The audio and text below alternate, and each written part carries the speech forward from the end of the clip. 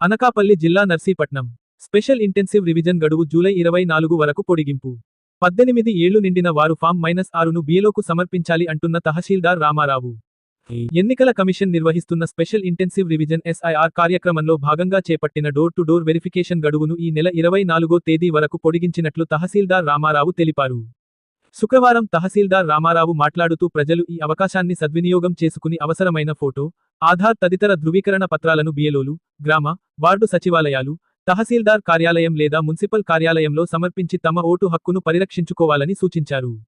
నర్సీపట్నం పట్టణం, గ్రామీణ ప్రాంతాల్లోని అర్హులు ఎన్యూమరేషన్ ఫారాలను కూడా తప్పనిసరిగా సమర్పించాలని కోరారు.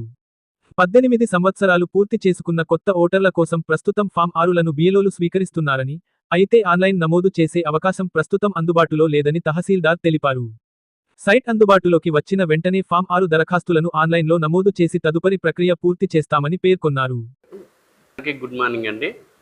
గౌరవ ఎన్నికల కమిషన్ గారు స్పెషల్ ఇంటెన్సివ్ రివిజన్లో భాగంగా మనం డోర్ టు డోర్ వెరిఫికేషన్ ఏదైతే చేస్తున్నామో ఆ తారీఖు తేదీని ఈ నెల 24వ తేదీ వరకు పొడిగించడం జరిగింది. కాబట్టి ప్రజలందరూ కూడా ఈ అవకాశాన్ని ఉపయోగించుకొని ఇంకా ఎవరైనా ఈ ప్రూఫ్స్ అనేవి ఫోటో కానీ ఆధార్ కార్డు కానీ ఇట్లా ప్రూఫ్స్ సబ్మిట్ చేయాల్సి ఉంటే నేరుగా బిఎల్ఓకి కానీ సచివాలయ కేంద్రాల్లో కానీ తహసీల్దార్ వారి కార్యాలయం కానీ మున్సిపల్ ఆఫీస్కి కానీ సబ్మిట్ చేసి మీ యొక్క ఓటును కాపాడుకోవాల్సిందిగా తెలియజేయడం అయిందండి.